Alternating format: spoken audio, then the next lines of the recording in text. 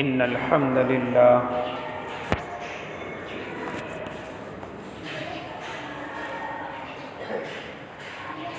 لله رب العالمين والعاقبة للمتقين والصلاة والسلام على سيد الأنبياء والمرسلين وعلى آله وأصحابه وأزواجه وذرياته أجمعين أما بعد فأعوذ بالله من الشيطان الرجيم بسم الله الرحمن الرحيم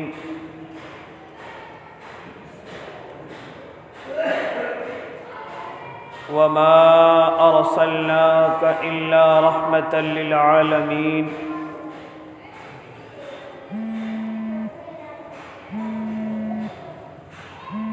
صدق الله العظيم وصدق رسوله النبي الكريم ونحن على ذلك من الشاهدين والشاكرين والحمد لله رب العالمين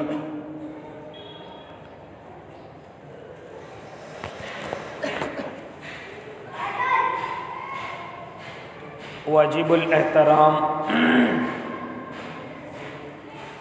معزز سامعین اعظام، عزیز دینی بھائیوں، بزرگوں، نوجوانوں اور معصوم بچوں اور اپنے گھروں میں سماعت فرمانے والی مقدس مائیں اور بہنوں، آپ لوگوں کے سامنے اللہ کے نبی صلی اللہ علیہ وسلم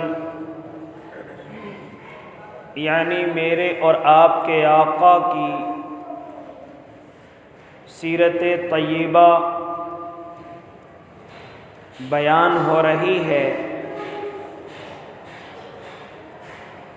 اور آپ لوگ بھی الحمدللہ اللہ اور اس کے رسول کی محبت میں کافی وقت گزارتے ہیں۔ یہ بات آپ اپنے ذہنوں میں بٹھا لیں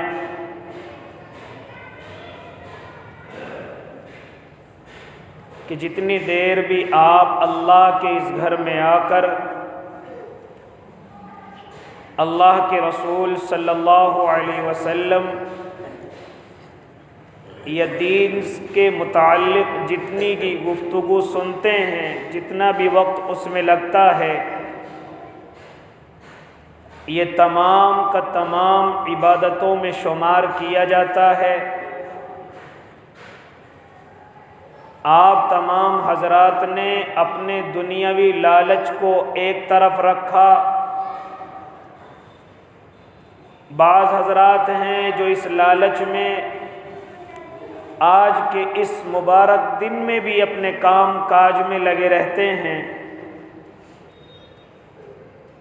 یہاں تک کہ جمعے کی اذان کے بعد جب سارے کام کاج روکنے کے لیے قرآن کریم کہتا ہو تو ہم لوگ تو اس بات پر بھی عمل نہیں کرتے، کیونکہ 2 روپے کمانے ہیں، ثواب تو کما لیں گے، پھر ثواب کوئی نظر تھوڑی نہ آتا ہے،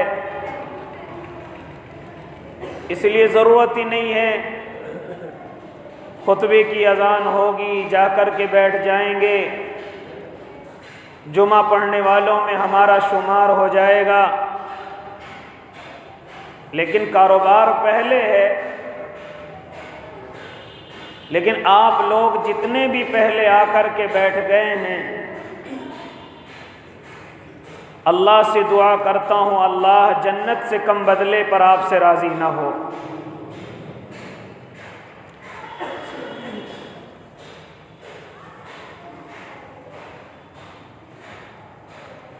واجب الاحترام ساتھیوں،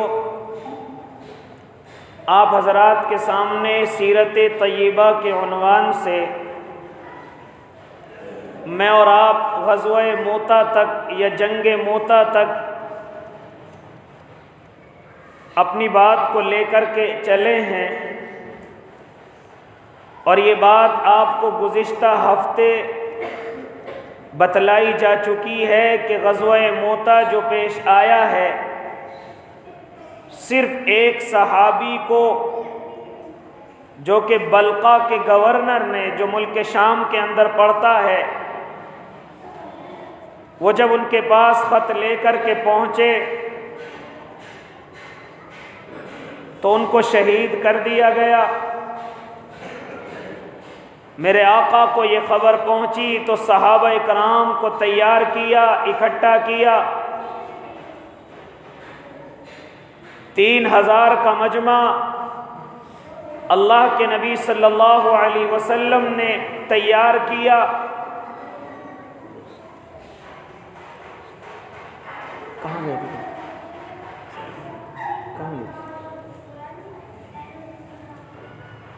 3000 کا مجمع اللہ کے نبی صلی اللہ علیہ وسلم نے تیار کیا۔ جب بلقا کے اس گورنر کو معلوم ہوا، وہ اپنی 1,00,000 کی فوج کو لے کر کے تیار ہو گیا۔ جب اس کے بڑے بادشاہ کو معلوم ہوا، جس کو ہرقل کہا جاتا ہے، اس نے بھی 1,00,000 کے مجمع کو تیار کیا۔ تو اب ان صحابہ اکرام کے سامنے جو 3000 کا قلیل مجمع ہے، ان کے سامنے 2,00,000 کی فوج بڑی بھیانک اور بڑی خطرناک انداز میں ان صحابہ اکرام کے سامنے کھڑی کر دی۔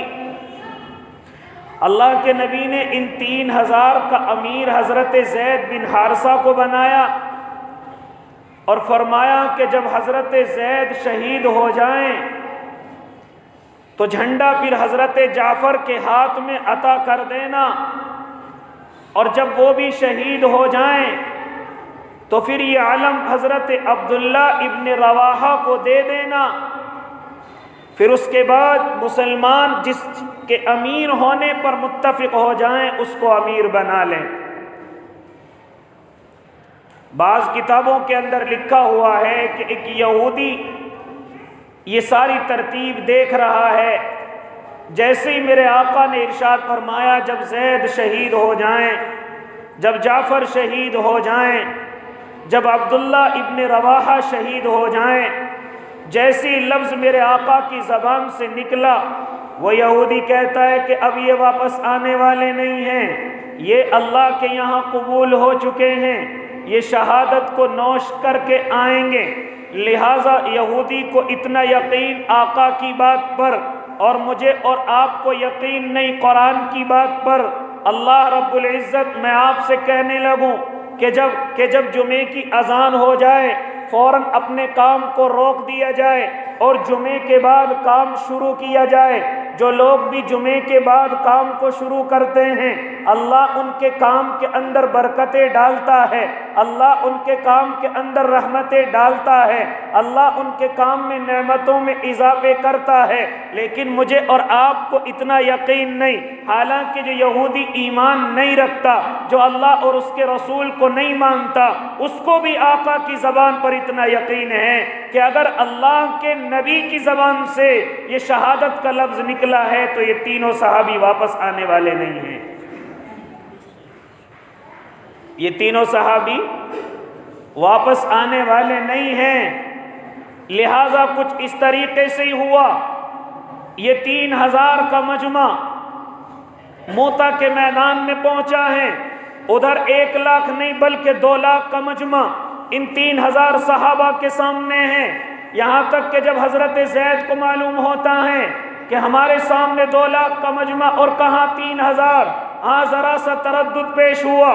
सहाबा को इकट्ठा करते हैं, क्यों ना हम रिसालत आप सल्लल्लाहु अलैहि वसल्लम में अपनी दरख्वास्त भेज दें, ए अल्लाह के नबी हमारे सामने 1000 का मजमा, हाँ हम 3000 के सामने 2 लाख का मजमा है, या नबी अल्लाह अब ज़रा मशवरा दीजिए, या तो हमारी मदद के लिए भेजिए या फिर हमें जो आप हुक्म देंगे हम इस वक्त में उस हुक्म को बजा लाने की फिक्र करेंगे। चुनाचे जैसे ये मशवरा हुआ, हजरत अब्दुल्ला इब्न रवाहा खड़े हो जाते हैं और खड़े होकर के कहते हैं, ए ज़ैद क्या कर रहे हो, ए ज़ैद क्या कह रहे हो, जरा जरा जरा सोचो, हम तादाद से नहीं लड़ते, हम हथियारों से नहीं लड़ते, हमारी ताकत सिर्फ और सिर्फ अल्लाह रब्बुल इज्जत है, लिहाजा हम तादाद पर कभी नहीं जाते, हम ताकत पर कभी नहीं जाते। हाँ, हमारा मकसद या तो अल्लाह की फतह है या फिर शहादत है, ये 2 काम होंगे, या तो अल्लाह की फतह होगी या फिर हम शहीद होकर के इस दुनिया से रुखसत हो जाएंगे। हज़रत अब्दुल्ला इब्न रवाहा की इस तकरीर ने तमाम मजमे को कह दिया कि ज़ैद अब कोई ख़त अल्लाह के नबी की तरफ नहीं जाएगा, या तो फतह होगी या हम शहादत का जाम पी जाएंगे। चुनाचे लश्कर मूता के मैदान में पहुंचा है, उधर 2 लाख का लश्कर है। हाँ, घमासान की लड़ाई शुरू हो गई है। मेरे आका ने सबसे पहले ऐलान कर दिया था, ऐसे जब तुम उनके सामने जाओ तो सबसे पहले तरीका इख्तियार करना, अल्लाह के दीन की दावत देना, अल्लाह के इस इस्लाम की दावत देना। अगर वो कबूल कर लें तो ठीक है, वरना उनसे मुकाबला करना। हाँ, और मुकाबले में ध्यान रखना, किसी बच्चे पर हाथ न उठाना, किसी औरत पर हाथ न उठाना, किसी बूढ़े और ज़ईफ पर हाथ न उठाना, इनकी खेतियों को न जलाना, हाँ इनकी इबादत गाहों का न तोड़ना, हाँ इनके दरख्तों को न काटना, जिससे इनको नुकसान पहुंचे ऐसा कोई काम न करना। पहले दावत देना, अगर न कबूल करें तो इस तरीके से, इस अंदाज से तुम्हें इनका मुकाबला करना है कि कोई बच्चा तुम्हारी तलवार के नीचे ना आ जाए, कोई औरत तुम्हारी तलवार के नीचे ना आ जाए, कोई बूढ़ा ज़ईफ तुम्हारी तलवार के नीचे ना आ जाए, कोई इनका बड़ा आलिम पादरी तुम्हारी तलवार के नीचे ना आ जाए, और जितने इनके इबादत खाने हैं हाँ उनको तोड़ने की फिक्र न करना, सिर्फ इनसे मुकाबला करना, और ये मुकाबला सिर्फ अल्लाह के लिए करना। ये सबक मेरे आका ने हाँ हजरत ज़ैद बिन हारिसा को लेकर के भेजा है। चुनाचे लड़ाई शुरू हुई है, हाँ लड़ाई शुरू हुई है, हजरत ज़ैद आगे बढ़े हैं, हाँ क़िताल किया है और दुनिया से रुखसत हो गए, शहीद हो गए। हजरत जाफर के हाथ में झंडा आया, पहले हाथ में झंडा आया, हाथ कट कर के नीचे गिर गया। मेरे भाई, हजरत जाफर रजी अल्लाह ताला अन्हु, एक सहाबी कहते हैं मैं उनको देख रहा हूँ, हाँ वो अपने घोड़े से उतरते हैं और अपने घोड़े के पैर काट डालते हैं कि ऐसा नहीं हो सकता कि जाफर इस दुनिया से रुखसत होने के डर से कहीं वापस न मुड़ जाए, कहीं वापस न घूम जाए। अपने घोड़े से उतरते हैं और उतर करके अपने घोड़े के पैरों को काटते हैं कि भागने का तो कोई मतलब ही पैदा नहीं होता, लिहाजा घोड़े से उतरते हैं, पहला हाथ कट जाता है, दूसरे हाथ में झंडा ले लेते हैं, दूसरा हाथ भी शहीद हो जाता है, यहाँ तक कि अपनी जबान से उस अलम को पकड़ते, अपने मुंह से पकड़ते हैं। लिहाजा हाँ इस तरीके से आखिर में हजरत जाफर भी शहीद हो जाते हैं, जमीन पर गिर जाते हैं। रावी कहता है जब बाद में हजरत जाफर के बदन को देखा गया तो 90 जख्म सिर्फ सीने पर मौजूद थे, पीठ पर एक भी नहीं था। मेरे भाई, हजरत जाफर रजी अल्लाह ताला अन्हु की शहादत के बाद हजरत अब्दुल्ला इब्न रवाहा उस आलम को पकड़ते हैं, थोड़ा सा आगे बढ़ते हैं, कुछ तरद्दुद सा पेश आता है, क्योंकि इंसानी फितरत है, कभी कभी इंसान अपने नफ्स के बहकाए में हल्का फुल्का सा फिसल जाता है, कुछ तरद्दुद सा पैदा होता है, लेकिन बाद में जैसे ही ज़रा सा तरद्दुद पैदा हुआ अपने नफ्स को मलामत करते हैं, ए नफ्स किससे घबरा रहा है? शहादत से, जिस चीज़ के लिए निकला है उस चीज़ से घबरा रहा है। अल्लाह की रज़ा मकसूद नहीं है, अल्लाह को राज़ी करना मकसद नहीं है, फिर क्यों घबरा रहा है? क्या चीज़ है जो तुझे आगे बढ़ने से रोकती है? क्या चीज़ है? लिहाजा ایسے اپنے نفس کو ملامت کرتے ہوئے گھوڑے سے اترتے ہیں۔ ہاں ان کا چچا زاد بھائی ان کو ایک ہڈی دیتا ہے کہ اے عبداللہ تمہیں کئی دن ہو گئے، کئی وقت ہو گئے، تم نے کھانا نہیں کھایا، بھوکے پیٹ ان کافروں کا مقابلہ کر رہے ہو، لہٰذا اس ہڈی کو یا اس گوشت کے ٹکڑے کو لے لو اور ذرا سا چوس کر کے، ذرا سا کھا کر کے اپنی کمر کو مضبوط کر لو تاکہ تم ان کا مقابلہ کرنے کے لائق ہو جاؤ۔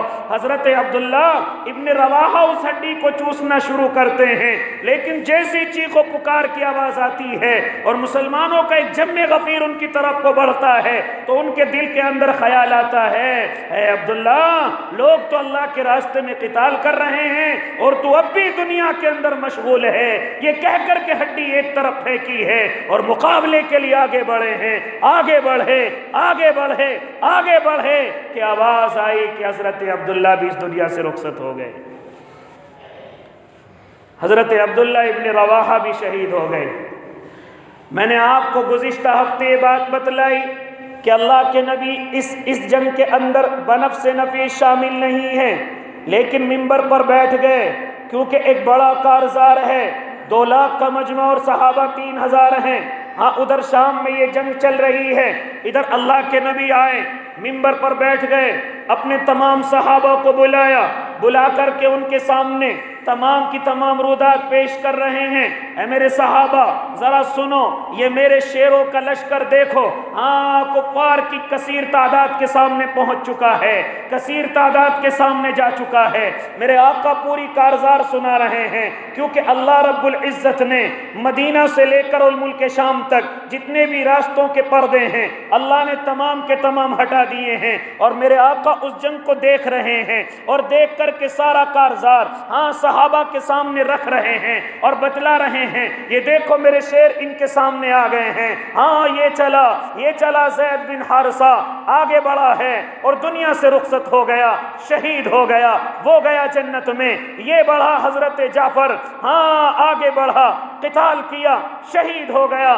یہاں تک کہ وہ گیا جنت کے اندر۔ میرے آقا یہ بھی فرما رہے ہیں کہ ایک ہاتھ شہید ہو گیا، دوسرا ہاتھ بھی شہید ہو گیا، جعفر اب بھی پیچھے نہیں ہٹ رہے ہیں، اب بھی آگے کی طرف بڑھ رہے ہیں، یہاں تک کہ حضرت جعفر شہید ہو گئے ہیں۔ ہاں جو ہاتھ جعفر کے اس دنیا سے کٹے ہیں، شہید ہوئے ہیں، ان کی جگہ اللہ نے ان کو پر دے دیے ہیں، اب وہ فرشتوں کے ساتھ جنت میں اڑتے پھر رہے ہیں، جنت میں گھومتے پھر رہے ہیں۔ پھر اس کے بعد حضرت عبداللہ ابن رواحہ کو چونکہ میرے آقا نے یہ کہہ کر کے بھیجا تھا کہ تیسرے امیر تم بنو گے، لہٰذا اب میرے آقا یہ کہہ کر کے عبداللہ نے جھنڈا اٹھا لیا ہے، لیکن خاموش ہو گئے، خاموش ہو گئے، خاموش ہو گئے۔ اب صحابہ اکرام میں بے چینی پیدا ہو گئی، خاص طور سے انصار صحابہ میں یہ بے چینی پیدا ہو گئی، آقا آپ کیوں خاموش ہو گئے؟ عبداللہ ابن رواحہ کا نام لے کر کے کیوں خاموش ہو گئے؟ ہاں آگے اللہ کے نبی بتلاتے ہیں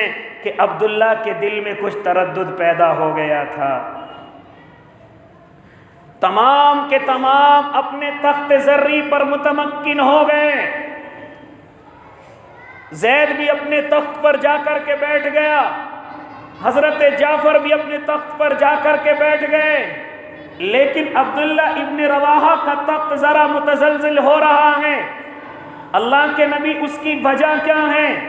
میرے آقا نے بتلایا، میرے آقا نے سمجھایا، میرے آقا فرماتے ہیں سنو یہ کوئی ایسا کام نہیں ہے کہ اللہ ہر کسی سے لے لے، یہ اللہ کے راستے میں نکلنے کی عبادت اتنی ہلکی نہیں ہے کہ ہر کسی سے لے لی جائے، یہاں دلوں پر فیصلے ہوتے ہیں، یہاں دلوں کے بدلے میں اللہ تبارک و تعالی اپنی نعمتوں کو نوازتے ہیں۔ صحابہ اکرام کے دل میں بھی اگر کوئی ذرا سا خیال آ گیا تو میرے اللہ نے ان کی نعمتوں کو بھی متزلزل کر دیا ہے۔ عبداللہ ابن رواحہ کے دل میں ذرا سا خیال آ گیا، کہ اپنے نفس کو اپنے آپ کو بچایا جائے، لیکن جیسے یہ خیال آیا ادھر اللہ کے نبی نے کہہ دیا ارے دیکھو عبداللہ ابن رواحہ کا تخت ہل رہا ہے، ہاں ذرا تردد میں ہے، ذرا پریشانی کے اندر ہے۔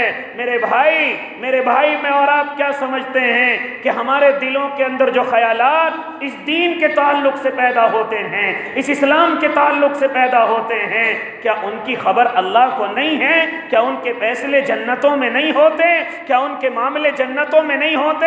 عمل کرنا تو بڑی دور کی بات ہے، ہاں اسلام سے ہٹ کر کے چلنا یہ تو بڑے نقصان کی بات ہے۔ اگر ذرا سا دل میں بھی خیال آ جائے تو اس کے بھی فیصلے اللہ کے یہاں اترنے شروع ہو جاتے ہیں۔ دنیا میں نظر نہیں آتے، میں آپ کو بات بتلاتا چلوں اس کی وجہ کیا ہے۔ وجہ یہ ہے کہ اللہ کو ایمان خالص چاہیے، اللہ کو ایمان بالکل 100% مضبوط والا چاہیے۔ اگر ذرا سا بھی ایمان ظاہر میں تو مضبوط نظر آ رہا ہے، لیکن اگر دل کے اندر کچھ تردد پیدا ہو گیا، دل کے اندر کچھ خیال پیدا ہو گیا تو یاد رکھنا نعمتوں کی کمی آپ کر رہے ہیں۔ جنت میں جو اللہ نے تیار کیا اس میں کمی آپ کر رہے ہیں۔ جنت میں اللہ جو کچھ آپ کو دینے والا ہے اس کو آپ کم کر کے لینا چاہ رہے ہیں۔ اسی لیے تو بارہا یہ بات مجھے اور آپ کو سمجھائی جاتی ہے، انما الاعمال بالنیات، ان عملوں کا دار و مدار نیتوں کے اوپر ہے۔ جتنی نیتیں مضبوط ہوں گی اللہ کے یہاں اتنی بڑے فیصلے اتر کر کے آئیں گے۔ یہ بات میں آپ کو ایک مثال سے سمجھاتا چلوں۔ محمود غزنوی کا آپ نے نام سنا ہوگا، ہاں اللہ نے فتح حاصل کی ہے، اللہ نے انہیں فتح دی ہے۔ اب بتوں کو توڑ رہے ہیں، تمام بتوں کو توڑ ڈالا، اب ایک بت رہ گیا۔ لوگوں نے کہا اے محمود اگر تم اس بت کو چھوڑ دو تو ہم تمہیں ہیرے جواہرات میں تول کر کے دے دیں گے، ہم تمہیں ان ہیرے اور جواہرات میں تول دیں گے۔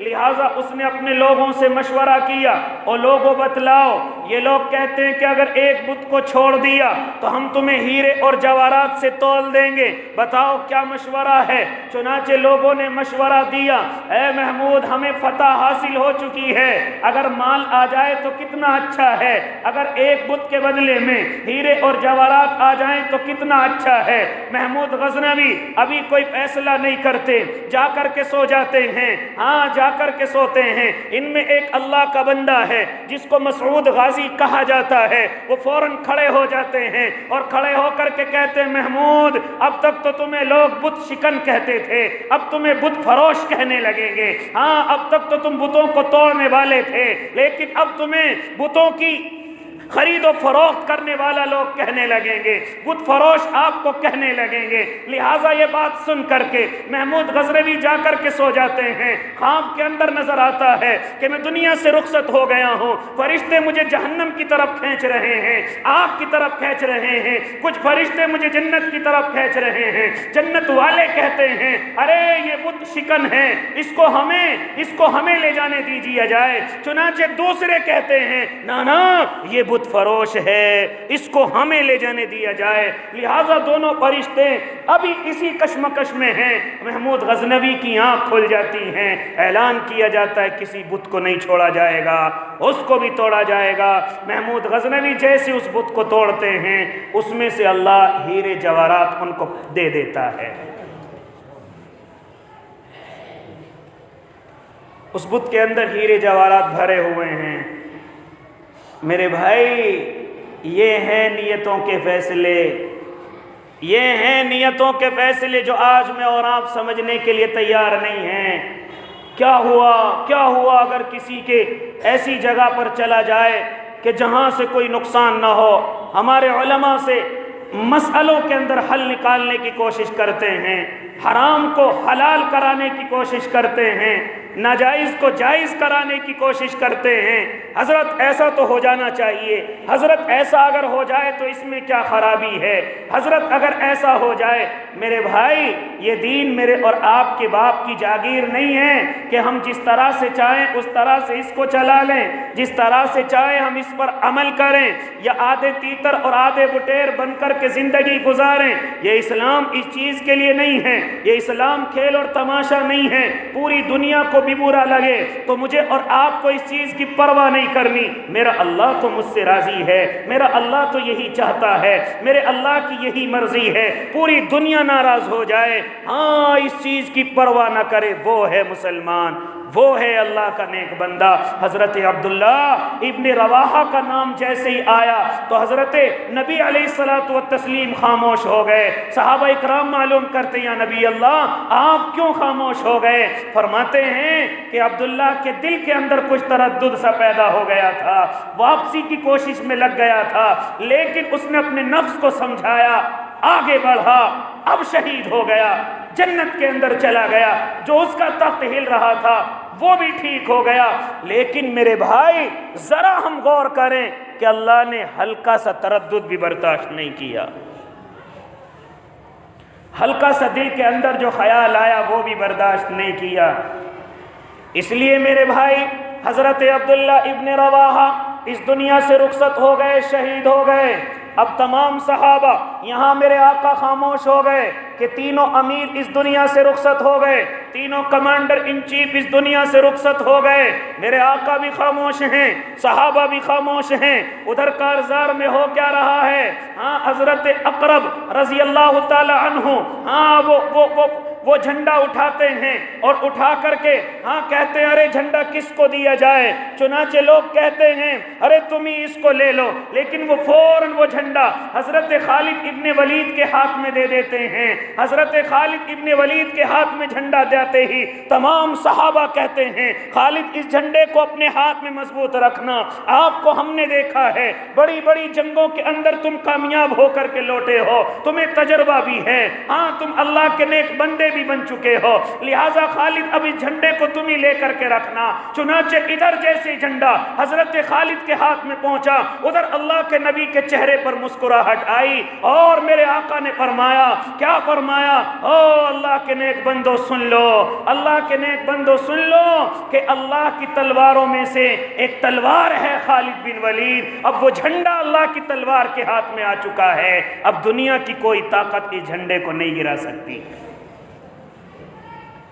خاموش ہو کر کے تمام صحابہ بھی خوش ہو گئے، ادھر خالد بن ولید آگے بڑھے ہیں، کیا مجال کہ کوئی ان کا مقابلہ کر سکے۔ فرماتے ہیں خود حضرت خالد بن ولید کہ آج جنگ موتا میں میرے ہاتھوں سے 9 تلواریں ٹوٹی ہیں، 9 تلواریں میرے ہاتھ سے ٹوٹی ہیں، ذرا بتاؤ کہ جب یہ بھینس کو کاٹنے والے کتنی چھری ہر مہینے بناتے، نہیں کئی مہینے جانور کاٹتے رہتے ہیں، لیکن ان کی چھریوں کے اندر کوئی فرق پیدا نہیں آتا۔ ادھر خالد بن ولید اپنے ہاتھوں سے 9 تلواریں توڑ چکے ہیں کفار کے اوپر، 9 تلواروں سے ہاں گلے کاٹ چکے ہیں، 9 تلواروں سے ہاں جہنم واصل کر چکے ہیں۔ تلوار ٹوٹ جاتی دوسری لے لیتے، دوسری ٹوٹ جاتی تیسری لے لیتے، اس طریقے سے 9 تلواریں کفار کے اوپر توڑی ہیں۔ اب دیکھو اللہ نے حضرت خالد کے ہاتھوں سے کتنے کفاروں کو جہنم میں پہنچایا ہوگا۔ فرماتے صرف ایک یمنی تلوار میرے ہاتھ میں رہ گئی تھی، لیکن میں نے دیکھا کہ کفار دوڑ رہے ہیں، کفاروں کے خیال کے اندر آیا کہیں ان کی نئی مدد تو نہیں آ گئی، کہیں ان کی مدد کرنے کے لیے کوئی دوسرا دستہ، کوئی دوسرا لشکر تو نہیں آ گیا، لہٰذا اس خیال کے اندر دوڑنا شروع کر دیا۔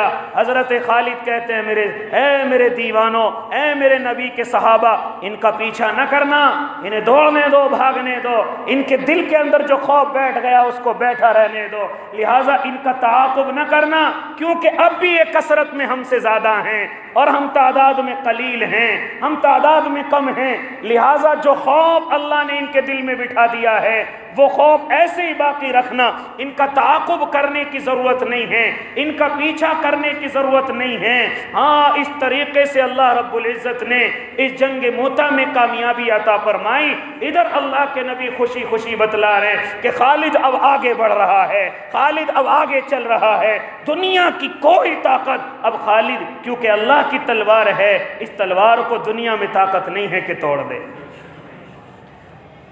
دنیا میں طاقت۔ حضرت مولانا یعقوب نانوتوی رحمت اللہ علیہ فرمایا کرتے تھے کیونکہ آپ نے سنا ہوگا کہ حضرت خالد بن ولید پوری زندگی یہی تمنا کرتے تھے، اللہ مجھے بھی کسی میدان کے اندر شہادت نصیب کر دینا، لیکن ان کے ساتھ ایسا نہ ہو سکا۔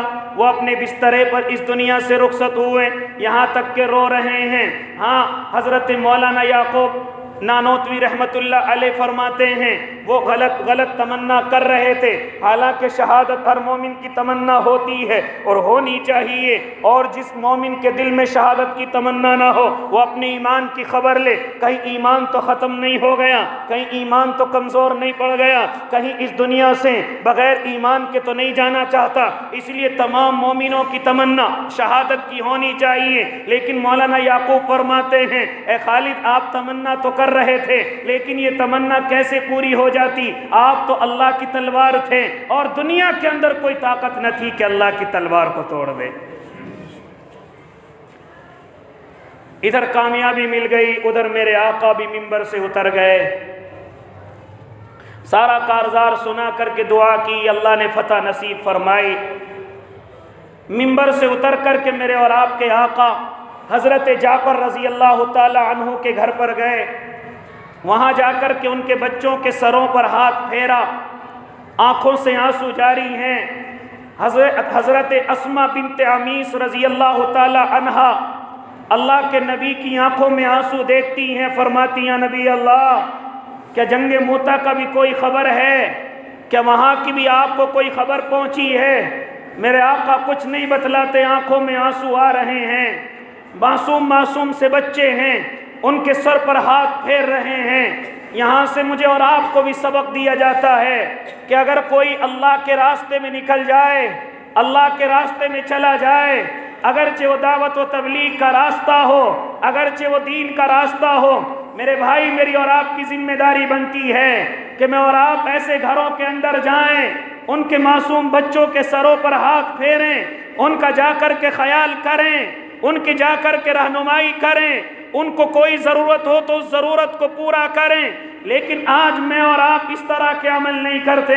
ہاں وقت تو بڑا لگاتے ہیں، لیکن یہ خیال ہم نہیں کرتے۔ کوئی دعوت کا ساتھی تو خیال کر لیتا ہے، لیکن محلے کا انسان خیال نہیں کرتا، محلے کا مالدار خیال نہیں کرتا، اور الٹے مسائل بتانے شروع کر دیتے ہیں۔ جب گھر میں کھانے کو نہیں ہے تو کیوں نکلا اللہ کے راستے میں؟ جب بچوں پر پہننے کے لیے نہیں ہے تو کیوں نکلا اللہ کے راستے میں؟ اور خبردار اپنی زبان کو بند کر لے۔ اگر ایسے اللہ والے، اللہ کے راستے میں وقت لگانے والے اگر تیرے محلے میں موجود نہ ہو، تیرے گناہوں کی وجہ سے کہیں اللہ کا تجھ پر عذاب نہ آ جائے۔ انہی دیوانوں کی وجہ سے اس محلے پر عذاب رکا ہوا ہے۔ بڑی لمبی چوڑی تقریر کرتا ہے، بڑے مسئلے بتاتا ہے، کیا جواب دے گا اللہ کو جا کر کے کہ ایک اللہ کا نیک بندہ اپنے گھر سے نکلا، اپنے بچوں کو چھوڑ کر کے نکلا، اپنی بیوی کو چھوڑ کر کے صرف اللہ کے راستے میں نکلا، اس کو کسی نے بتلایا یہ اللہ کا راستہ ہے، یہ جنت کا راستہ ہے، وہ اس چیز کو سمجھ کر کے اپنے گھر سے نکلا ہے، اور اوپر سے اس کو تقریر سناتا ہے، اوپر سے اس کو ذلیل کرتا ہے۔ تجھے شرم آنی چاہیے، اللہ کے نبی کے راستے سے لوگوں کو روکنے کی کوشش کرتا ہے۔ ہاں تجھ جیسے سود خوروں سے، تجھ جیسے داڑھی کٹوں سے، تجھ جیسے جھوٹ بولنے والوں سے اگر یہ دنیا بھر جائے تب بھی اللہ کو کوئی پرواہ نہیں ہے۔ کوئی ہے ایک اللہ کا دیوانہ جو اللہ کے لیے اپنے گھر سے نکلتا ہے، ہو سکتا ہے اسی کی برکت سے اللہ تجھے بھی روزی دیتا ہو سکتا ہے اسی کی برکت سے تیرے محلے پر اب تک اللہ کی طرف سے نعمتیں برستی ہو۔ اس لیے میرے بھائی، میرے اور آپ کے آقا محمد عربی صلی اللہ علیہ وسلم منبر سے اترے ہیں، فوراً حضرت جعفر کے گھر پر پہنچے ہیں، وہاں کے معصوم بچوں کے سروں پر ہاتھ رکھا اور ہاتھ رکھ کر کے رونا شروع کر دیا، آنکھوں سے آنسو جاری ہیں۔ جان تو یہ ہاتھ رکھنا کیسا ہے؟ میں تمہیں بتلاتا چلوں، اگر کن بچوں کے باپ کا انتقال ہو جائے اور تم اس کے سر پر ہاتھ رکھتے ہو جتنے ہاتھ کے نیچے بال آتے ہیں اللہ تجھے اتنی نیکیاں عطا کرتا ہے۔ کتنے بڑے ثواب سے محروم ہے، کتنے بڑے ثواب سے محروم ہے۔ او پاگل انسان، ذرا خبر لے کر ایسے بچوں کی جو یتیم ہو گئے ہوں اللہ کے راستے میں، ہاں جو کمزور ہو گئے ہوں اللہ کے راستے میں، تجھے چاہیے کہ ان کا خیال کر، تجھے چاہیے کہ ان کے سر پر جا کر کے ہاتھ رکھ۔ ہاں، یہ بھاشن نہ دیا کر، یہ لوگوں کو نہ سمجھایا کر کہ کھانے کو نہیں ہیں چل دیے ہیں، پہننے کو نہیں ہیں چل دیے ہیں۔ اس لیے میرے بھائی، یہ فیصلہ تو اللہ کرے گا کہ ٹھیک تو ہے یا ٹھیک وہ اللہ کے راستے میں نکلنے والا ہے۔ حضرت اسماء بنت امیس جو حضرت جعفر کی اہلیہ محترمہ ہیں، کہنے لگی یا نبی اللہ، ذرا بتلا دیجئے آپ کو کوئی خبر پہنچی ہے، آپ کو کوئی خبر ملی ہے؟ میرے آقا کی آنکھوں میں اور زیادہ آنسو آنے لگتے ہیں، کہتے ہیں اسماء، جعفر شہید ہو گئے ہیں، جعفر دنیا سے رخصت ہو گئے ہیں۔ یہ کہہ کر کے حضرت اسماء کی چیخ نکل گئی، کیونکہ معصوم بچے ہیں اور وہ خود بھی جوان ہیں، چیخ نکل گئی۔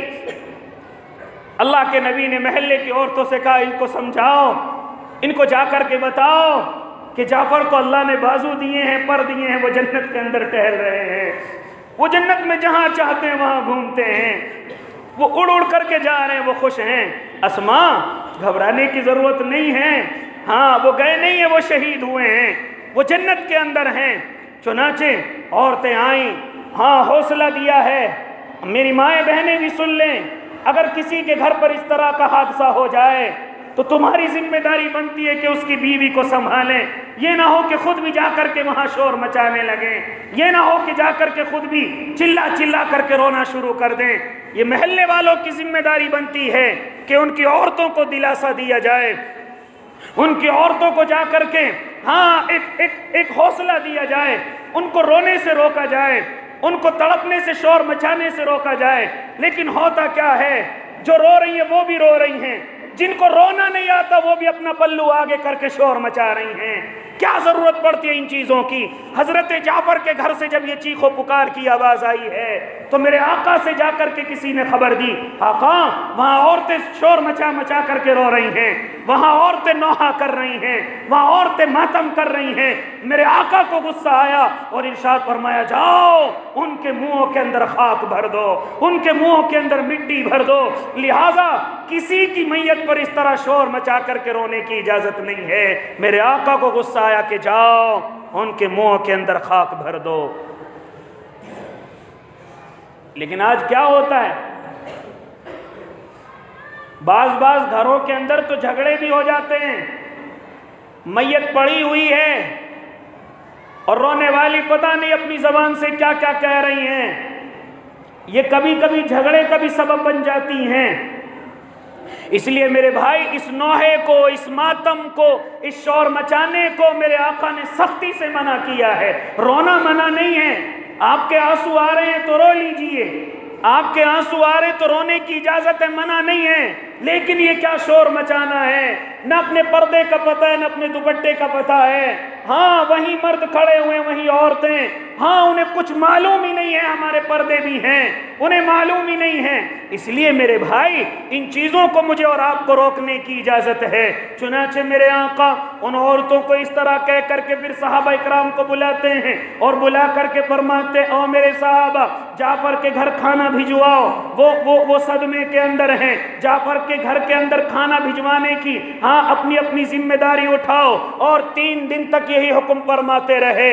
ایسا صدمہ میرے آقا کو حضرت جعفر کا ہوا ہے کہ مسجد نبوی کے اندر آئے ہیں، 3 دن کے اندر غم سے ایسے نڈھال رہے کہ مسجد سے باہر نہیں گئے۔ غم تھا میرے آقا کو، اور غم ہوتا ہے سب کو، ایسا کوئی نہیں ہے کہ اس کے گھر سے کوئی رخصت ہو جائے اور اس کو غم نہ ہو، ایسا کوئی نہیں ہے۔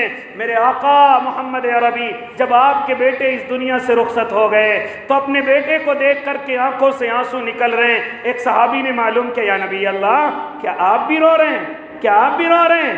تو میرے آقا فرماتے ہیں، میں بھی تو انسان ہوں، میں بھی تو انسان ہوں۔ میرے بھائی، رونا منع نہیں ہے، آنسوؤں کا نکلنا منع نہیں ہے، شور مچانا منع ہے، ماتم کرنا منع ہے، سینوں پر ہاتھ پھیرنا مارنا منع ہے، کپڑے پھاڑنا منع ہے۔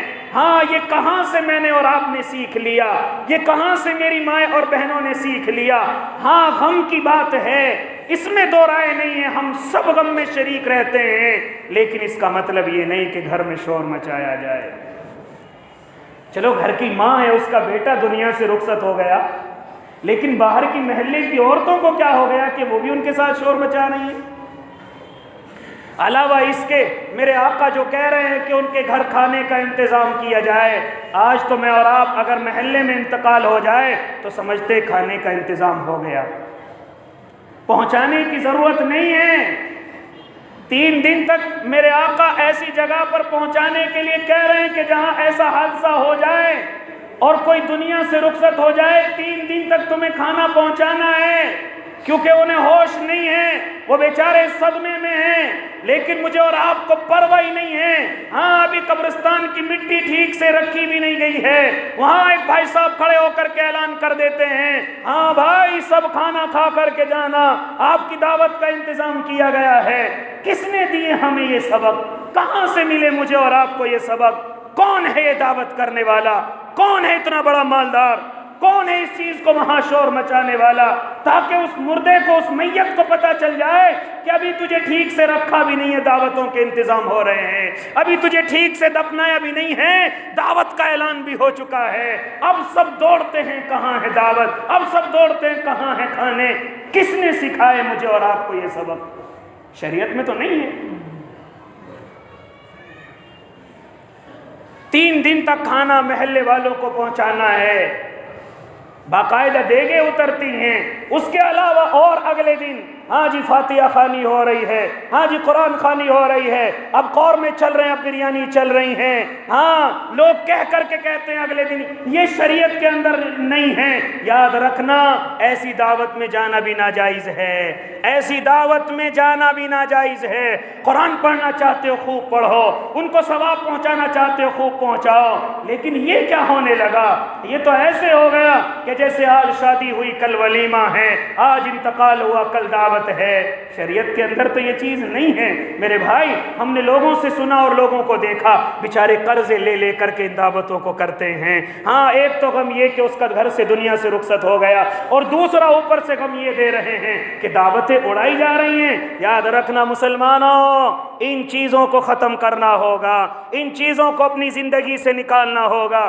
دنیا چاہے جو کہے ہمیں وہ نہیں کرنا، اللہ جو چاہتے ہیں وہ کرنا ہے۔ محلے والوں کو چاہیے کہ ایسے گھروں کے اندر کھانا پہنچائے، محلے والوں کو چاہیے کہ اگر باہر سے کوئی مہمان آ رہا ہے تو محلے والوں کو چاہیے 20 آدمی کا کھانا یہ والا کر لے، 20 آدمی کا کھانا یہ والا کر لے، کسی ایک پر بوجھ نہ ڈالا جائے، کسی ایک پر یہ چیزیں نہ ڈالی جائیں، ورنہ پھر یہ لڑائیاں شروع ہوتی ہیں، ان کا جب مرا تھا میں نے کھانا دیا تھا، میرا مرا ہے تو کون کھانا دے گا۔ یہ سارے سسٹم مجھے اور آپ کو ختم کرنے چاہیے۔ باہر سے زیادہ ہی دور سے کوئی مہمان آئے ہیں تو ان کے چاہیے کہ محلے پڑوس والے 10-10 20-20 آدمیوں کا بھی کھانا بنائیں گے تو سارے مہمان کنٹرول ہو جائیں گے۔ اور پہلے ہم نے گاؤں کے اندر اپنے بڑے بوڑھوں سے سنا ہے، جب کوئی اس طرح کی میت ہوتی تھی تو 10-10 20-20 آدمی گھروں کے اندر کھانا کھا لیا کرتے تھے جو دور سے آئے ہیں، ورنہ ضرورت کسی کو نہیں ہوتی۔ اگر غم ہے تو کس کو ضرورت ہے کہ کھانا کھایا جائے؟ لیکن آج کل ان چیزوں پر زور دیا جاتا ہے۔ میرے بھائی یہ چیزیں شریعت کے اندر نہیں ہیں۔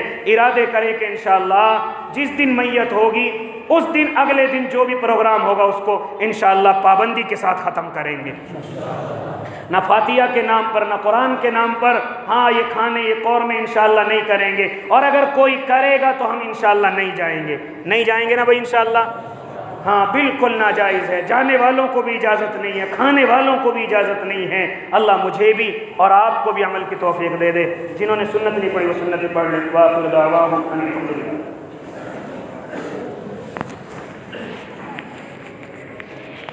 اس میں بار بار فون آ رہے تھے آپ کے، شاید ریکارڈنگ نہیں۔